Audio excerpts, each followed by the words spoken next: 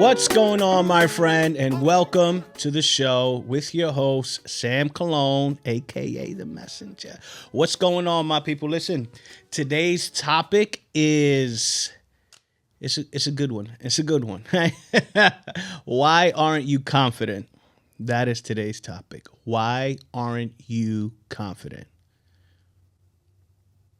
I'm asking you. Now, confidence comes in different ways, and confidence can mean different things to different people, right? You can be confident in one thing and not confident in another, right? So let's use a Webster Dictionary definition of confidence, because I don't want to give you my interpretation of confidence. I want to tell you first what people believe confidence to be, right? So, confident is a belief in oneself and one's ability. It's the trust you have in your own judgment, skills, and decisions. Confidence can be built through experience, knowledge, and positive reinforcement, and it plays a key role in personal and professional success.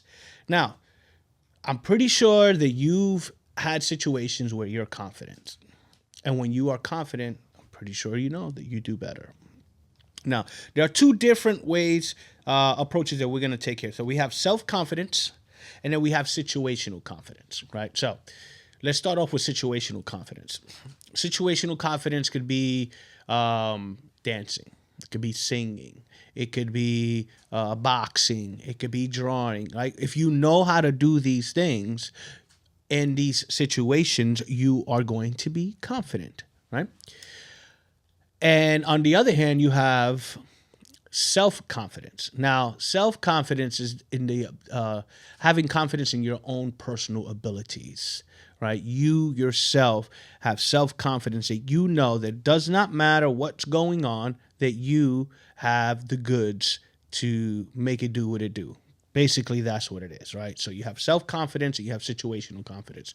Now, how do we get confidence? How do we not get confidence? How do we become disconfidence, if that's even a word, right? And how do we become confident, right?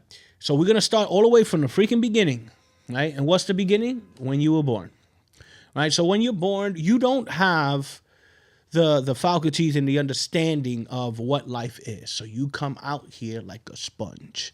And now you're watching and learning and seeing everything and everyone, the social scape, the culture, the religion, the TV shows, and you start to accumulate your own personal identity.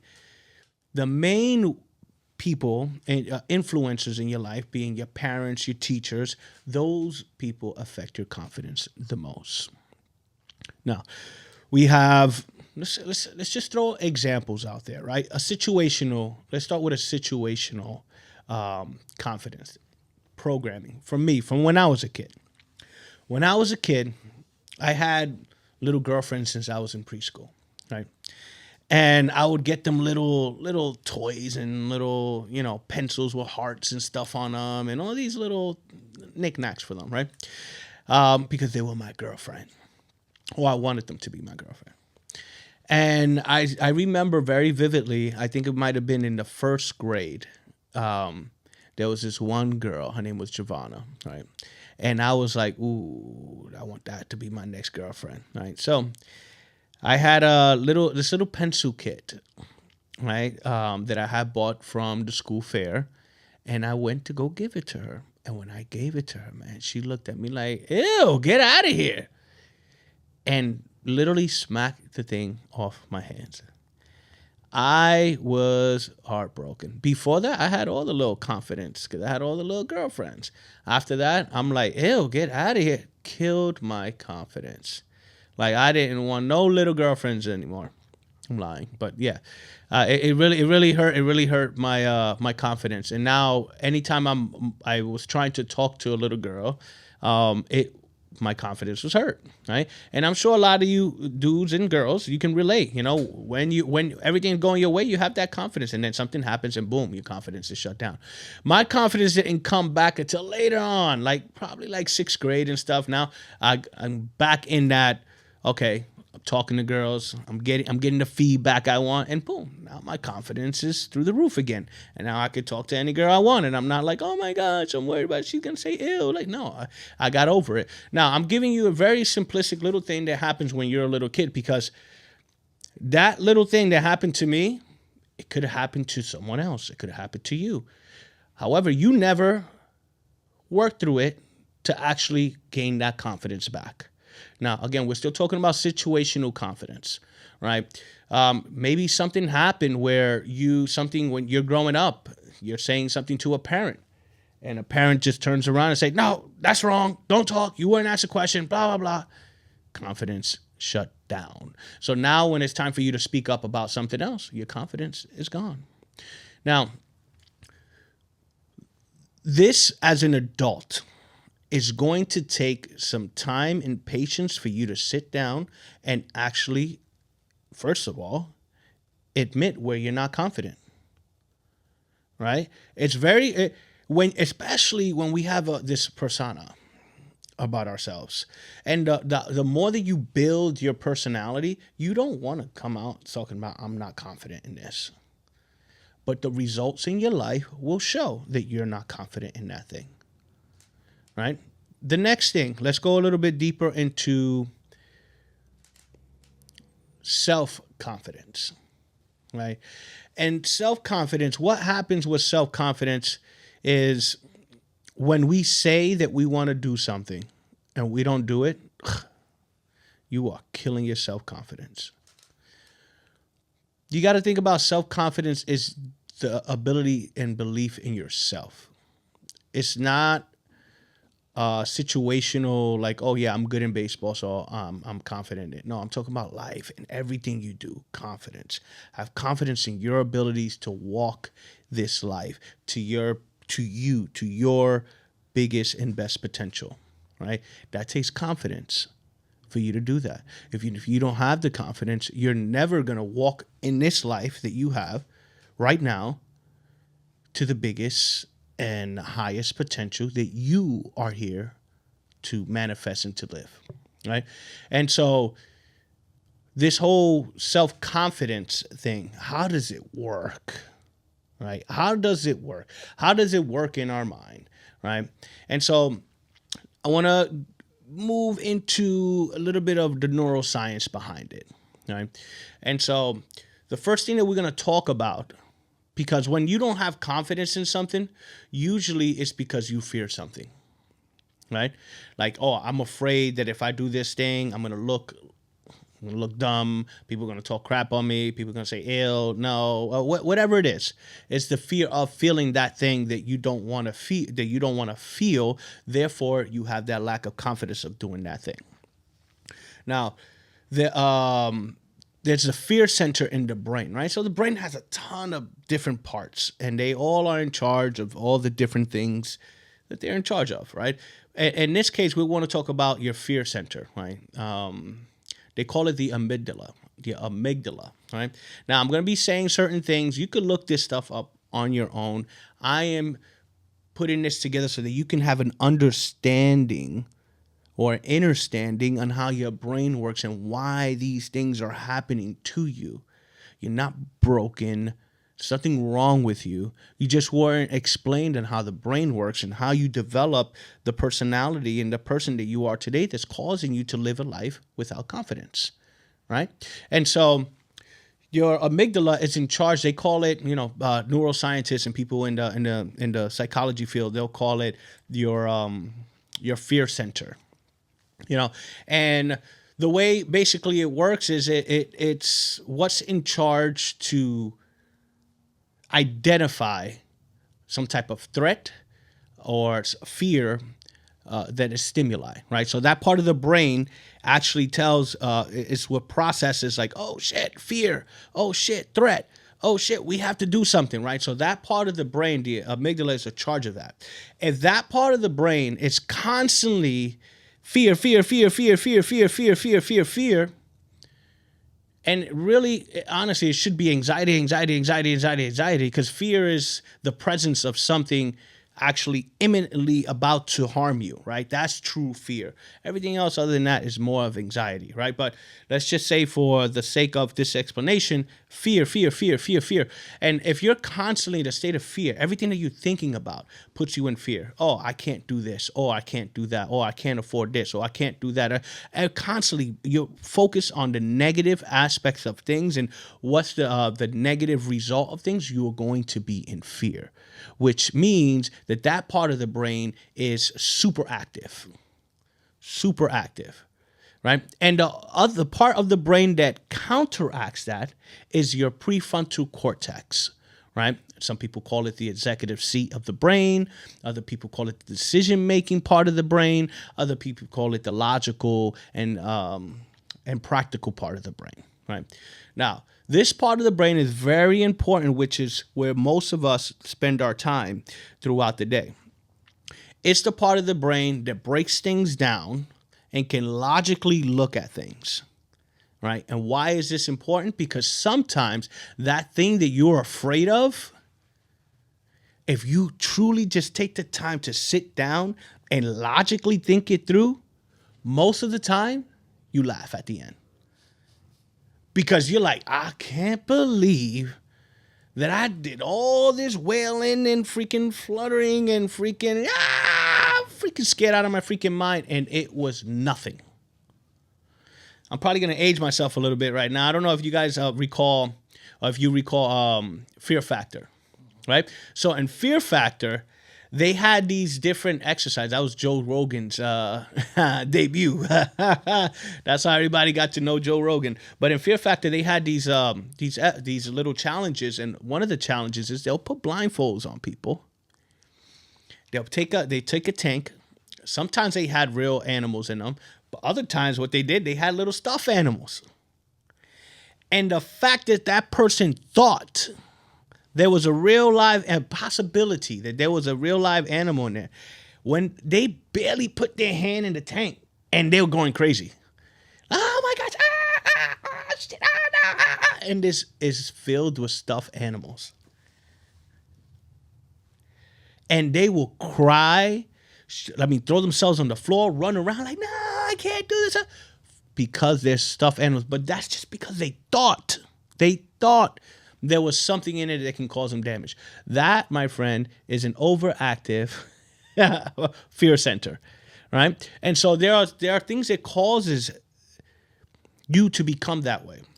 And most of this, what that causes you to become this way, is your upbringing. Right, your upbringing causes you to have like this high sensory fear center, and when you have this high level fear center, your practical goes out the window, and what you're just steady and focused on survival, and you can't take the time to actually sit down and look at something for what it is because you are too afraid, you're too scared, you don't want to see the results of it, right? So therefore, you push away from it. Now, Before I move on to the next thing, I want to ask B. Do you have anything that you want to add on or to this, or you have any questions on that? Confidence. It's funny how you broke it down because I've never heard situational versus self-confidence in that frame. There's a lot of things that I have situational confidence in, and then there's the self-confidence part of it. I never examine it from one from the other, but I can say the breaking promises to yourself, the lying to yourself, is the quickest way to having no self-confidence.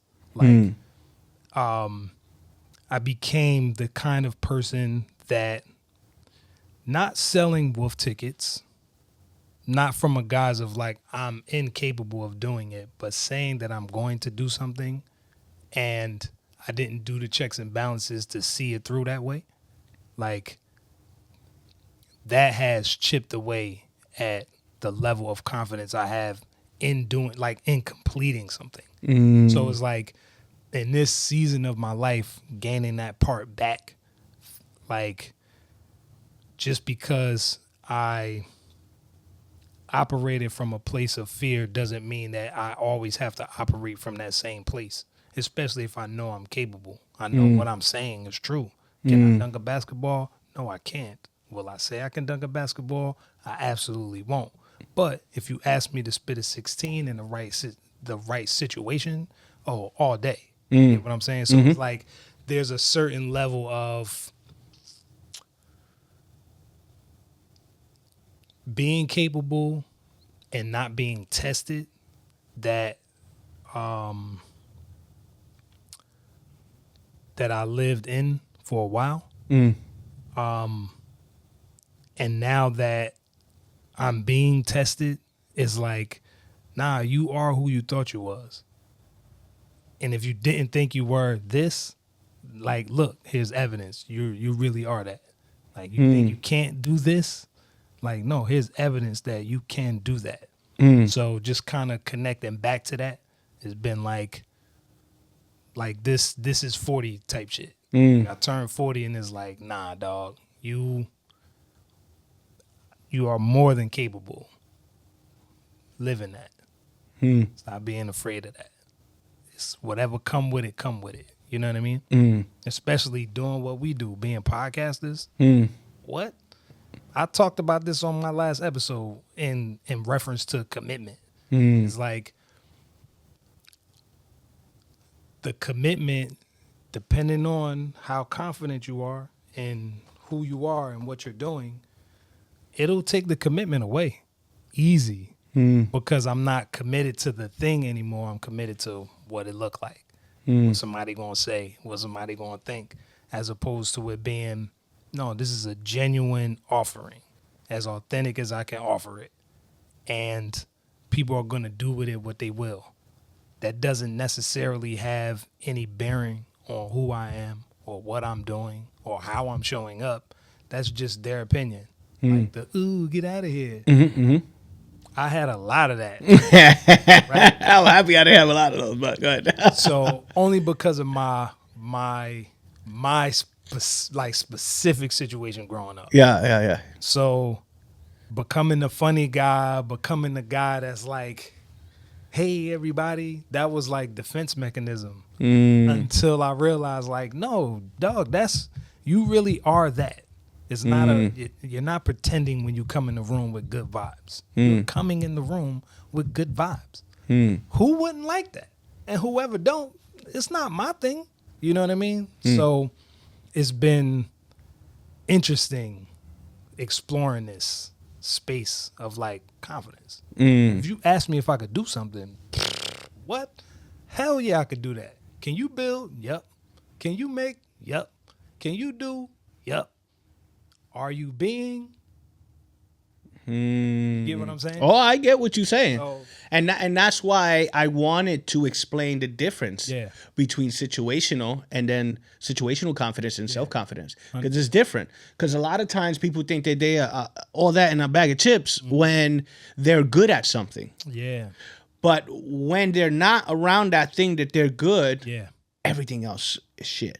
100%. Because they have no real true self-confidence. Yeah. Their identity is stuck with that thing that they can do.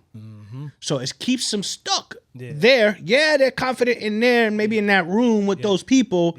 But in the grand scheme of things, they're not confident. They're scared out of their motherfucking mind, and they want to stick to that one thing that they're good at because that's that one thing that they're good at. One trick. But that does not give you growth. True. That doesn't grow you, and it doesn't create true confidence. 100%.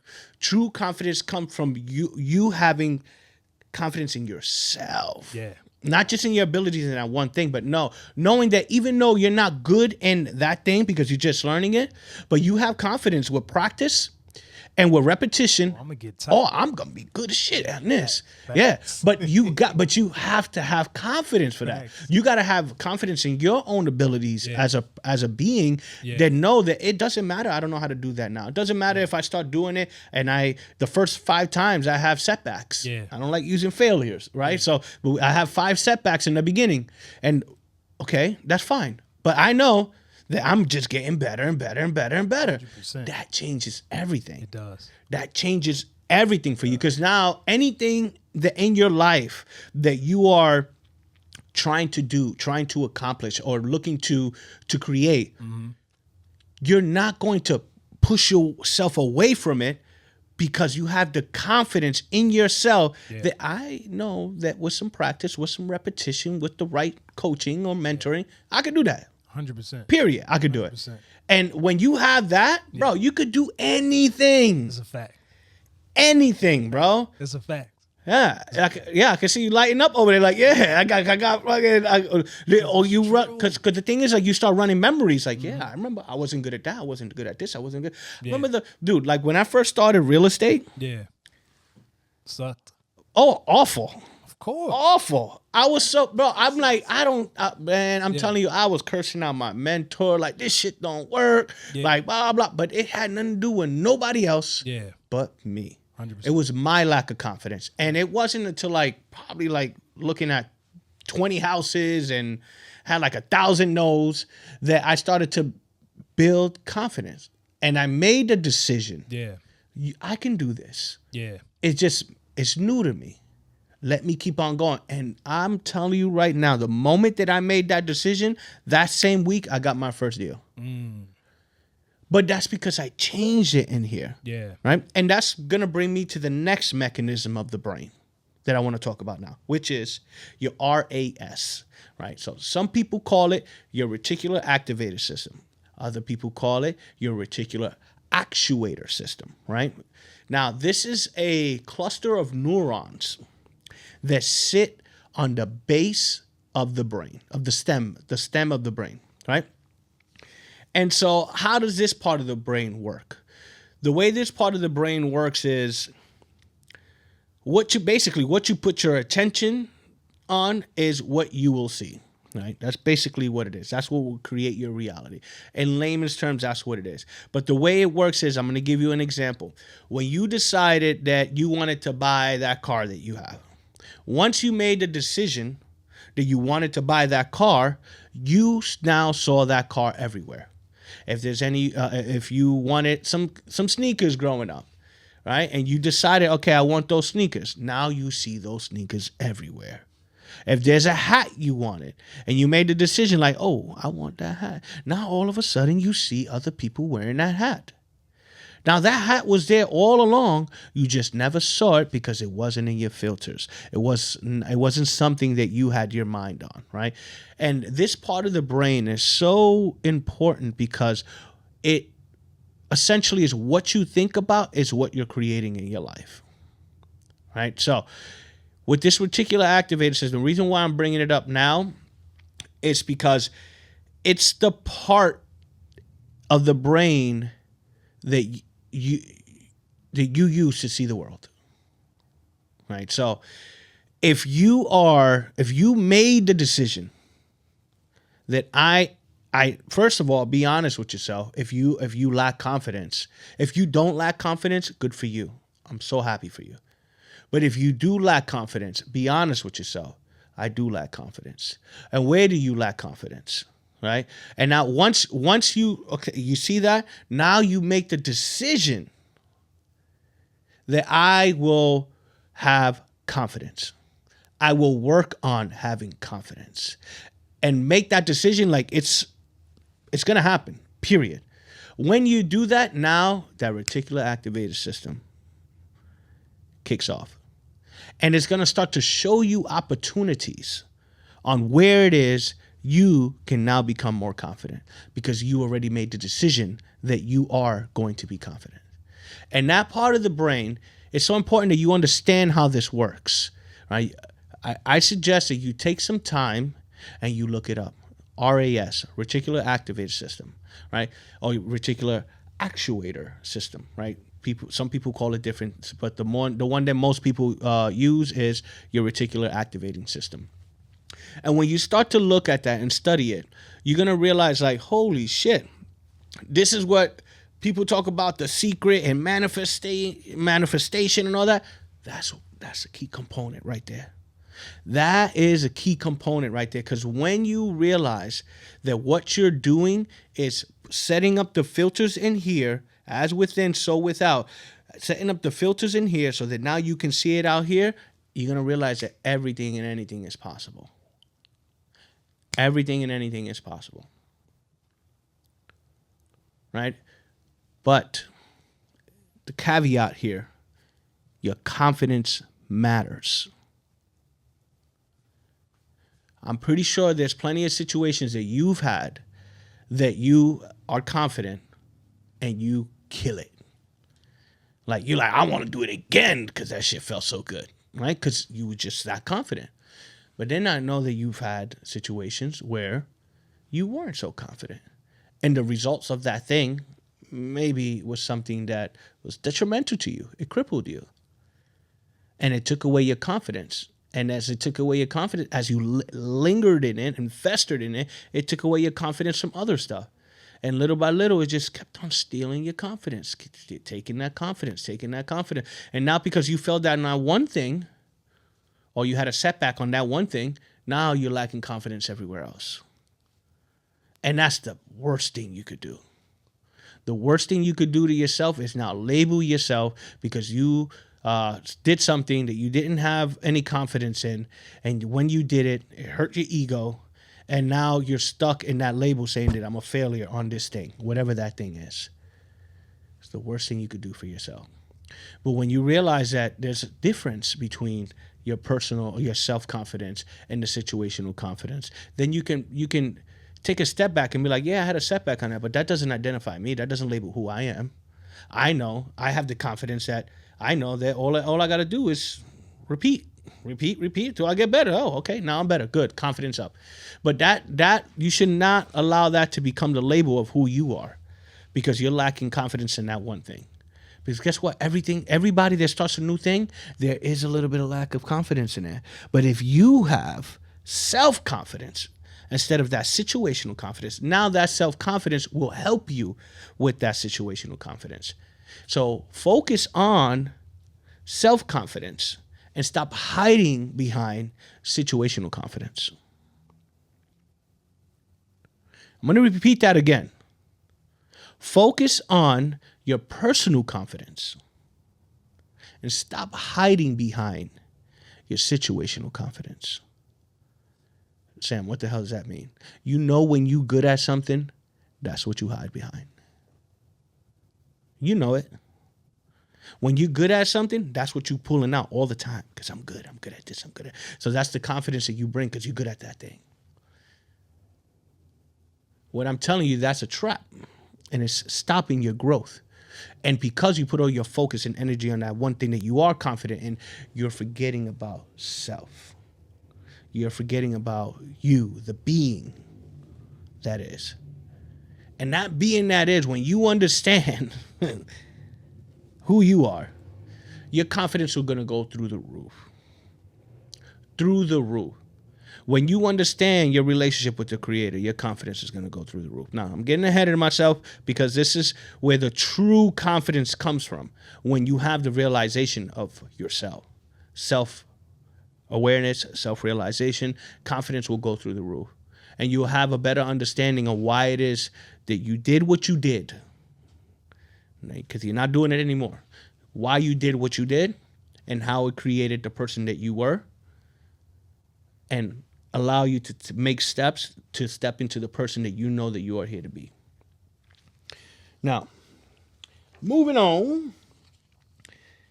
There was a couple things I brought some notes today because I wanted to make sure I covered a couple of things. I know this is not normally how I do things, but I wanted to make sure that I did not miss anything because I truly believe that, like, when it comes to to confidence, it will change your life. And most people don't have confidence. And what brought this up for me last week, I was sick. I was sick as a dog, man. I got the kids started off with one of my daughters, and then it went to my other daughter, and then it went to my son, and then it went to me and my wife. It was just one person after the next, right? And I had a lot of time to think. I'm a very introspective person. I like to think a lot. That's mainly what I do throughout my day is think. And I asked so many questions. Why is that? Why is this? Why is that? And the when I was sick, I had a lot more time on my hands to think because I was laying in bed most of the time.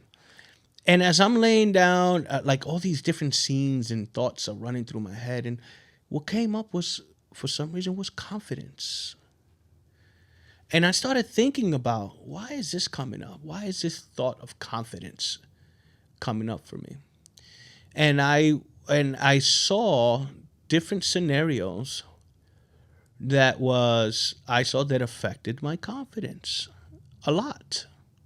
Particularly, I'll give you an example. One of them had to do with real estate. Now, I'm a real estate investor, been a full time real estate investor for many years. But I started again just thinking about where confidence for me, where did I allow myself to label myself through confidence, right? And so in real estate, I've been very blessed that the majority of all my deals have been successful. Even the ones that I thought were not going to be successful, they were successful. But then I had a deal that was not successful, right? And I lost some serious bread on it. And thinking about that, processing it, I realized that I had labeled myself, even though we can say, oh, this is a good thing because you have confidence in that one thing. But this is situational confidence. I became very situationally confident in real estate. And what happened to me was that boosted the ego of like, I'm that dude. I'm the goat, right? In real estate. And I'm talking in different seminars. People are calling me saying, "Can you talk? Can you talk? Can you talk?" And I'm like, pff, head is like pff, blowing up. And then I had this deal that went south. And that deal, I was batting 100%, like 1,000. I was batting 1,000. I was not missing. But when that one deal went south, it hurt me. It affected my confidence so much so that it lingered for months. For months. And I saw little by little the business was suffering because of my confidence, my lack of confidence. But it was because I labeled myself through situational confidence. When you have self confidence, you realize shit is gonna happen. Things are gonna happen. You're gonna have setbacks. But when those setbacks happens, those you look at them as growth. It's time for growth. It's time for growing. It's time for us to adjust, to evolve. This is happening for my growth, for my betterment. That's because you have self-confidence. When you have self-confidence, you know when difficult times come, it's time for you to step up and adjust. And you know that you have the ability to do that because you're self-confident. And for many years, I was stuck in situational confidence. And that one situation in real estate, that one deal that went south, almost broke me because I was so stuck on situational confidence, and all it did was inflate my ego. Right. So I know you're getting this. I know you're getting this. So B, anything that you wanna add on to this? Man. So as you're saying it, um, same. There's being able to write my own check. As far as like anybody who knows me knows I've never been an unemployable guy. Hmm. There's never a time that I could never find work, except for this one period of time in my life for 5 years. Like being able to find something was just, I don't know, Hmm. because I had legal trouble. I don't know how I moved through it the way I did, but not even a driving job. Hmm. Not like nothing that was like substantial enough to take care of my wife and my kids. Hmm. And it was at a time where I was being unintegral. So that situational um confidence that I had, like, yeah, I'm always getting jobs. I'm me. When I go to interviews, I know what questions to ask. I know how to engage in the banter of somebody who's looking to bring somebody on. I know the language well. Mm. Nah, interview after interview after interview. Because I was at a point where it was like, as long as I could get the interview, I'm going to get the job. That's how confident I was until I got the interview and then I didn't get the job. Mm. And then I got the interview and I didn't get the job. Mm. And then I got another interview and hold up. Mm. What's happening? Because I'm me. Like, I'm me. It's just a slam dunk. And it wasn't until I changed some of that other stuff that it was like, you know better. Do better. You know what I mean? Be better. So I can attest that having that inflated ego in anything. I got into business and we got some good deals in the clothing business. Got some good deals. And then shit tanked. We got somebody stole money, a vendor we was using stole ideas. Like it was another chip. Cause this is like all around the same time. Well, if I can't get it with a job, I could get it with a business. And then I couldn't get it with the business either. So changing how I was being, how I was showing up, not showing up from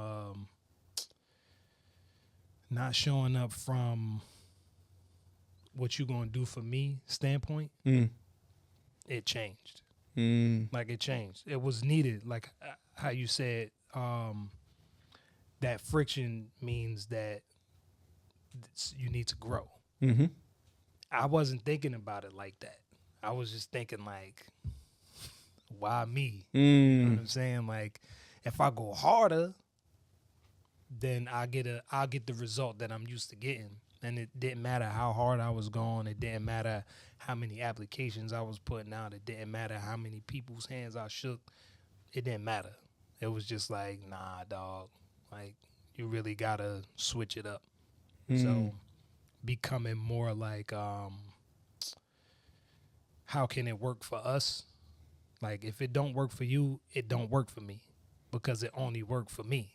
You know what I mean? But if it worked for you, it works for me too because I'm going to make it work for you in order for it to work for me. You know what I mean? Yeah. So, Definitely. yeah. A servant mentality versus a self-serve mentality. Facts. So, yeah. And then remnants, obviously, in my 30s and in my 40s, like just being transparent is like shaking that off. It took a lot to like shake it off. Even in the conversation, just how you framed it is like I'm sitting here asking myself like, nah, I really do have like I didn't think of it that way. I'm like, nah, I really do have self-confidence because I recognize the process. I recognize that you suck ass in the beginning of everything new. You just do. You don't know what you're doing. So I'm sitting here like, it's mad shit I got going on, and none of it I'm looking at like, I don't know if I can do this. Yeah, I'm looking at it like, now we're gonna chip away. Even for my podcast, I haven't posted an episode in 3 weeks, but it's not shaking me like, can I do it? It's like, no, this is a part of it. This is how planning and preparation and all of those things come to be because it's uncomfortable to feel like I'm letting somebody down. It's uncomfortable to feel like I said something that I'm not following through on. But I also give myself the grace in this season to know like, yeah, dog, you're going to fumble. That's just inevitable. Going to fumble. You're going to missay something. You're going to not show up your best self. It's all of that is true. But all of that isn't it's not the definition of it. It's just the characteristics that make the thing the thing. You know what I mean? So, yeah, I appreciate it. I literally was just telling my daughter this earlier because she's starting to learn how to do her nails. And she's like, yeah, but I just feel like, I'm like, you feel like because it's you and you're trying something that you should automatically have it. Just accept the fact that you're going to be ass. You're just going to be. But that don't define who you are when it comes to determination and perseverance and all of those things that says I stick at it in order to get to greatness. So that confirmation of I'm saying it to her, and I'm saying it to her because I'm in the real life process of that. But I also have the experience of when I first started rapping, when I first started cutting hair, anything that I did first. I've been cutting my hair since I was 16. You know how many fucked up hairlines I had? Like Gumby Yeah. with the isosceles triangle, the whole thing. So looking back at everything that I've started is like, nah, dog, you really are confident. Like I never framed it as like situational or self. Kind of like lent it to the fact that I could do shit, kind of a lot of shit. So I'm just confident in the fact that I can do shit, but I'm also confident in the fact that give me enough time and watch me work. Exactly. Yeah. Exactly. And that's a beautiful mentality to have. Just, okay, well, I'm just getting started, but watch me work. Watch me, Right? Watch me work. And that changes everything in here. 100%. In here, as we're talking, I can see Yeah, it's like changing the way you're thinking, right? 100%. And that right there is the key, reframing the bullshit. Yeah, Reframing the bullshit. I'm gonna give an example. So I got one of my A team members. I have a team, right? I have an A team for me personally, right? I got my chiropractor, my acupuncturist. I have different people, right? And this particular one is my therapist. And I call them my A team because they're the ones who help me refine me, be a better version of me. And so I'm having my session with him this week, and I was talking about writing a book. And so in the beginning, I'm like, what am I going to do to write the book and this and that, blah, blah. So I'm overthinking it. And I'm telling him that I'm going through this analysis paralysis process of actually thinking about what am I going to write. And I'm putting so much effort that I'm not actually typing or writing anything. So he goes, Sam, dude, just start. Sit down, get on there. Just like everything else, when you start it, you don't know. You just do, right? Just do. And everything else will start to fall into place, right? So I take the advice, sit down, boom, and I'm going off. And I start typing. When I'm telling you I started typing, bro, I'm like, I was typing like if this is what I do. And I'm going off. I got to about page 17. And I am looking at it like, oh my goodness, dude, like this is like 6 different books. Like, oh my gosh, I felt like I was all over the place because like it was so much information that I was trying to put into this book. And so then I put it to the side. I'm like, I need some space. Like, this is becoming overwhelming, blah, blah, boom. I go back. I watched the training, and now I go back and I start typing again. And this training that I watched opened up new perspectives for me. So as I'm typing, I'm now future projecting what it is that this book is going to help me to accomplish down the road. So I'm sitting there and I'm, typing, and now I'm thinking about this, typing and thinking about this, and I'm literally like 100 steps in advance. I'm thinking about the funnels and how is it that it can best impact people? How can we deliver results? Like make sure accountability when whoever buys this book. I'm just like thinking way in advance. And again, I got overwhelmed, right? So I'm explaining all this to my therapist, and he's like, oh, wow, man. So you sat down and you started typing and you got 6 book ideas? Oh, man, that's horrible. And so you're telling me that you've already outlined the whole process on how you can deliver the best value for people and make sure that they get results? Oh, man, that fucking sucks. That sucks. And I'm just like, damn. Damn. Simple reframe. Simple reframe. All he did was this thing that I think is a problem, show me that it's not a problem. It could be a problem, obviously, if I keep on going all different directions. But the truth is that there are people that pay other people to help them come up with book ideas. And here I am just channeling all this information. And I had 6 different book ideas. Then there are people that bring in people to help them with operationals, right? How the operation should look like, the structure, the people, where they should be, how, when this should happen, how to hold things accountable, how to make sure that things are happening where they're supposed to happen. Some people hire people to do this. And here I am. It's automatic for me. But I'm treating it like it's a problem, right? And I'm sharing this example because this is how you're going to change where you feel you don't have confidence. It's just a simple reframe. Look at things from a different perspective and see it differently, right? So give you, let me see. I think I wrote down an example over here. Wrote down a little example over here. At least I thought I did. You know what?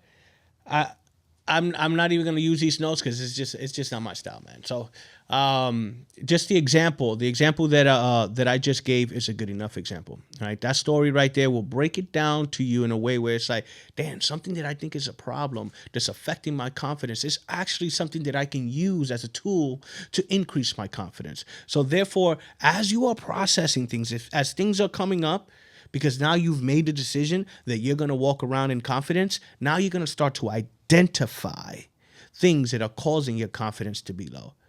And once you identify those things, okay, once you realize what that thing is, how can I look at this and reframe this where this is going to serve me versus disservice, right? Versus bringing me down. No, it's actually going to elevate me. It's going to increase my confidence. How can I reframe this? How can I look at this? Look at it in a way that it's beneficial to you versus negative, versus something that's going to bring you down, versus something that is that negative talk, self-talk, right? So that's number one. Step number one is learn how to reframe, right? I gave you an example and I explained it. So step number one is learn how to reframe the things that are taking away your confidence.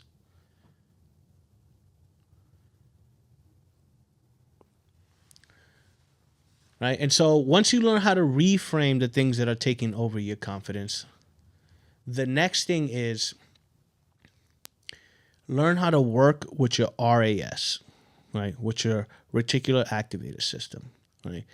And one of the things that you can do is start to visualize yourself doing that thing that you lack confidence in.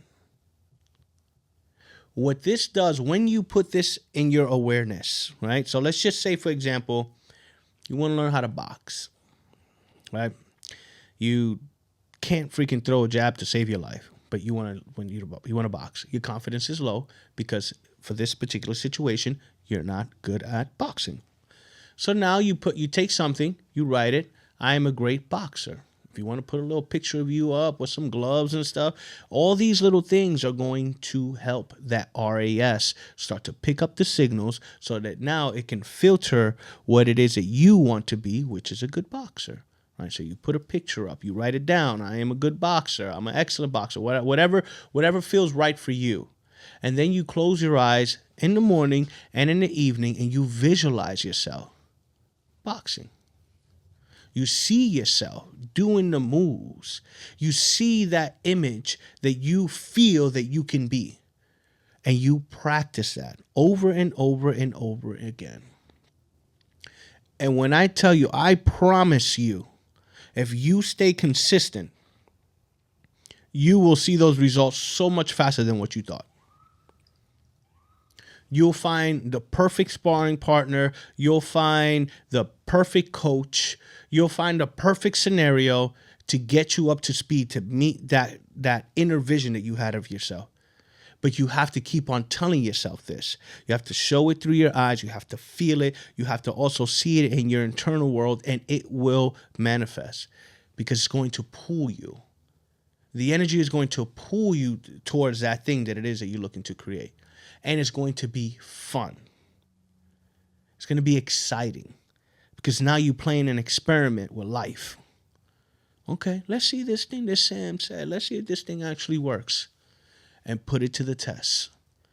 And I guarantee you, if you do this right, within 3 days, you'll start to see and feel the change. Morning and night. And once that reticular activator system hits, you're going to know because you're going to see it everywhere. I could even make you a promise that you don't even have to search it on your phone. Don't search it. Just think about it. Do the exercise. Let's say if it's boxing, right? Let's use that as an example. You visualize in the morning and night. Don't search it. Don't go up and searching boxing and stuff like that because then it's going to mess up this experiment that I'm trying to share with you now. But when you do that, I can almost guarantee you that this is how powerful it is that you can pull your reality towards you. You're going to start to see reels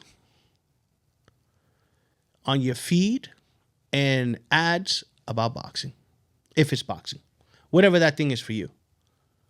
You're going to start seeing it. It's gonna blow your mind because you're gonna be like, I didn't even look this up. Like all of a sudden, I'm getting these reels, and it's because you've activated that RAS, as within, so without. And I know, and I'm sharing this with a little bit of science behind it, so that you can understand that this ain't magic. This ain't no mysticism stuff. This is practical things that you can implement into your life to change the way this thing up here is working. And when this thing up here starts working different, this thing right here starts working different. And when this thing right here starts working different, so is this. And for those of you that are just listening, I just pointed to my brain and I pointed to my heart. When these two things start working in tandem with one another, like things are going to be completely different for you, right? The last thing, so we can wrap this up for the confidence, is understanding who you are. Understanding who you are. Understanding your place in this reality, in this creation. Understanding that you are a child of God. Understanding that you are divinely guided. Understanding that God wants nothing but the best for you. When you understand that and truly embody it, your confidence goes through the roof. Through the roof.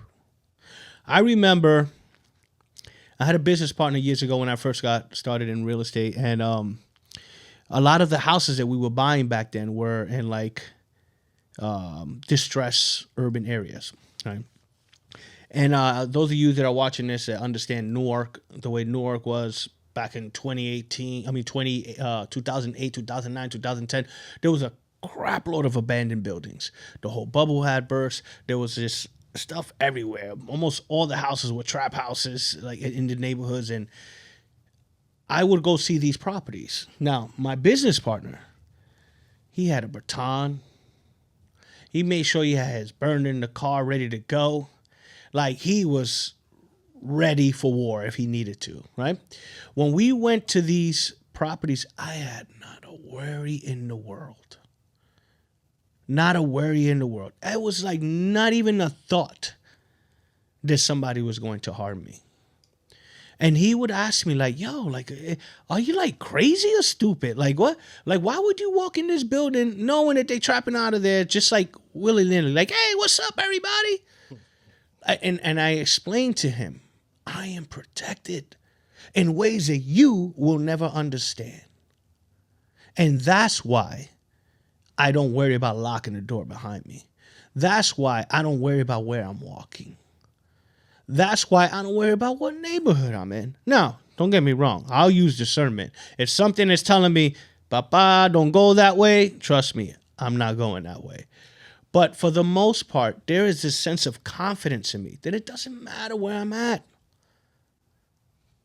I walk around with confidence. And it's not me. this physical me, that helps me feel this confidence. It's understanding who I am that has me feel this confidence. And when you understand that you and the Father are one, and that you were made in the image and likeness of the Creator, then your confidence will go through the roof. It's very simple. But understanding the way these mechanisms works in the brain and how your old patterns and behaviors affect your current reality is important. And this is why I explained it. But I left this part for last, which is the most important part, which is understanding who you be. And when you understand that, your confidence goes through the roof. Anything that's put in front of you, you understand it was made and put there for you to be refined, for you to grow, for you to expand. Not for you, not to break you down, not to keep you as a victim. No, not for none of that. It was made to refine you, to make you better, to make you a better version of you, that version of you that you know that you are here to be. And I know that you know, because you wouldn't even be watching this video. You know that you're here for bigger things. And it's going to be very difficult for you to do that if you don't have confidence. Allow yourself to feel the confidence of God. Allow yourself to understand that God got you no matter what. Allow yourself to understand that you and the Creator are one. Allow yourself to understand that you are made in God's image. Allow yourself to understand and feel that you're divinely guided and highly favored. I was about to wrap it up, B, but I feel like I want to ask, is there anything that you want to add on this before we wrap up today's show? Oh man, it's funny. I'm sitting here and I'm writing down, notes or whatever, timestamps, and this one is allowing divine confidence. Of course, just keep on coming. Again, I remember you saying at some point in the journey of us being friends and connected that that toroidal field that we have, and how depending on how tapped in you are, that field grows as big as it can grow. The research shows that miles, right? So when you said you walked in the spot and whoever you was with was like, yo, you ain't scared, it's like having that confidence to know, like, my field is so what it is because of who I'm connected to and how I'm connected, that I don't worry about it. It's not to say that it can't happen. Correct. It's just to say that I'm aware that it can happen. And I'm not afraid of that if that is the case. And because I'm not afraid that that is the case, I don't worry about it. Therefore, I'm also not bringing it in my field because I'm not dwelling or thinking about it. You're not. I acknowledge it. It is what it is. And I accept that it is what it is, so I can walk in the confidence of, like, dog, if it's my time, it was divine timing. If this is the moment, then this is the divine moment. And there's nothing I could do about it anyway. You get what I'm saying? So you saying it, and I'm like I almost feel like the Last Dragon when Bruce Leroy was fighting Sho'nuff. Yeah. And when Sho'nuff, he had the power because he had the confidence, like, I'm the baddest, meanest, low down motherfucker around this time, right? And the Last Dragon, Leroy, he didn't have the confidence that he was the Last Dragon, that he had the power to beat insurmountable odds. But when he tapped in, it was like, dog, I could do anything. Catch a bullet with his teeth. Yep. You know what I mean? So this whole episode has been it's been a reminder, and it's also been a wake up, and it's also been confirmation that how I'm going about this part of my journey is like I'm thinking about it the right way. I'm embodying it. Um, Let me not say right way. I'm thinking about it and embodying it in a way that is conducive for what I see in the distance. Mm. I see that there's parts of me that are disconnected. And it's not disconnected for no other reason than they're disconnected. Mm. That's just, and now that I'm seeing a connective tissue to it, again, the wake up is, nah, dog, you be who you be. Just be that. The confirmation is like, yeah, this path you seeing, it's a real path. It's not some bullshit that you just was cooking up in your brain. And you, meaning myself, it's not some bullshit that I'm just sitting in the house thinking introspectively about what this is. Nah, dog. Like it really is something, Mm. and honor that. You know what I mean? Mm. So this has been like a cool. You felt the energy when you came in. It was different. Mm-hmm. It was off a little bit. Mm-hmm. I had some wins today that were like for sure wins, and I still was looking at it like. Even talking to my brother on the phone, he like, dog, you gotta understand, like, you not. We were talking about the scheme of all of this stuff, Mm. and he was like, dog, you not no regular. You're not no regular no more. Like people got to come at you different. And I'm like, dog, it's been such a place to embody that. Mm. That like, nah, now yesterday's price ain't today's price. Mm. You know what I'm saying? Like just on all fronts. He like, nah, dog, like just know like you him. And just be okay with that. And I'm gonna leave it at that. Mm. Like, this has been, yeah. I'm glad I get to do this. Because it's not. I've been privy to so many conversations. Mm. I've been privy to so many schools of thought. And just that part alone, I walk out of here like dog, did you hear what I just heard? Like, y'all. And now it's like, no, dog, you're putting it in the right place. Just it's time to, Yeah. Mm-hmm. I Yeah. appreciate it. For real. It's time to be that. 100%. Time to be that. 100%. Yeah. And let's move away from situational confidence and let's move into that self-confidence. Yeah. Because the things that you are able to do, it's not you. You're way more than that. Yeah. Way more. 100%. Way more. Even though you know how to do a lot of shit, right? Yeah. Like it's same like me. I know how to do a ton of things. I know how to paint. I know how to cook. I know how to do it. So many things. Facts. But that doesn't make me. Yeah. That's not who I be. That's Yeah. not who I am. We can get caught up in that and put our value and label ourselves those things. Yeah. Get out of that. How you get out of that? You realize how big you really are. Yeah. You realize how much of a being that you are. Yeah. Right? Connecting to the great being, right? The great source, God, however you want to say it, right? But understanding that you are made in God's image. Like just imagine that. Yeah. You are made in God's image and likeness. Doesn't matter if you're good at freaking flipping pancakes or you're good at painting or you're good at editing. It doesn't matter what the hell you're good at. Yeah. You were made in God's image. Of course I'm supposed to be good. Yeah, of course. Just give me a little bit of time. I got this. I'll do it. That's it. Fact. So it's very important to understand that piece. I feel like you got it. I understand that you watching. I understand that you got it. I can feel it that you got it. Right?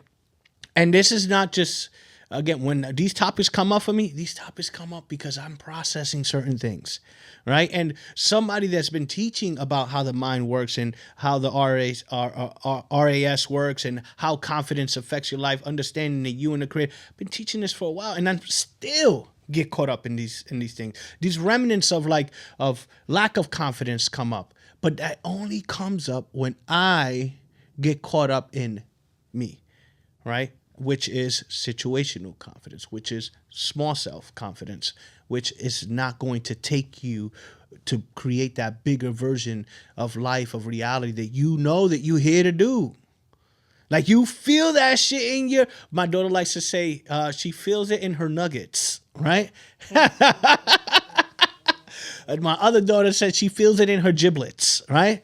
So you feel it in your giblets. I know you feel it in your nuggets that this is that you are, that this is the time that you were supposed to be here and that you are here to do bigger things.